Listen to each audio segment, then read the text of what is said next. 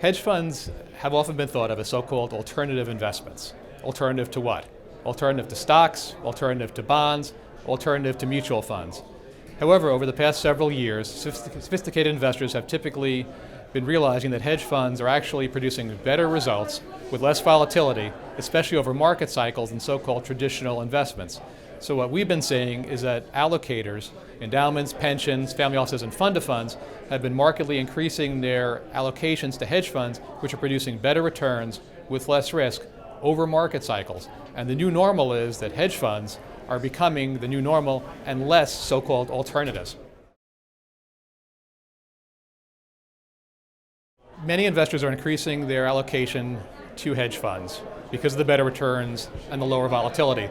There is one trap that some investors have fallen into, and that is thinking, gee, hedge funds are underperforming the market, and they're doing so in a bull market.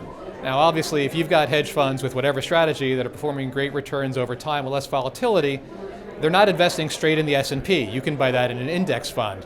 So the trap that some investors are falling into is saying, gee, hedge funds are underperforming when the S&P is moving straight up. But the correct question to ask is how any market or any strategy or any fund is doing over a market cycle.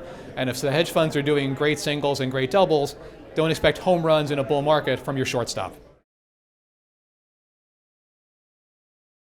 As a member of the HFA Board of Directors, the Hedge Fund Association Board of Directors, we work with, and most of our members are, mid to larger hedge funds. And over the years, there's been tremendous research and studies about how mid-sized hedge funds perform and younger hedge fund managers perform. And surprisingly to some, the results are consistent, that by and large, mid-sized hedge funds and younger hedge funds outperform vastly larger and much older hedge funds by roughly somewhere between 100 to 300 basis points a year, which obviously adds up substantially over time. And the reason why the studies show this is that, I guess, two things. First, a lot of the younger mid-stage hedge funds, the managers are a bit more hungry than some of the larger funds. This is their baby, they're working 24/7 on it, and they don't have the luxury to sort of rest on their laurels running 5 or 10 billion. The second reason is that mid-sized hedge funds are a bit more nimble. The ship is a little bit easier to steer. When you're running a $10 billion fund, it can be challenging to try to make adjustments and course corrections where mid-sized funds can do that pretty easily. Now again, that's not to say that all small and mid-sized funds do great, and that's not to say that all large funds do poorly. But on average, it's about a 200 basis points difference.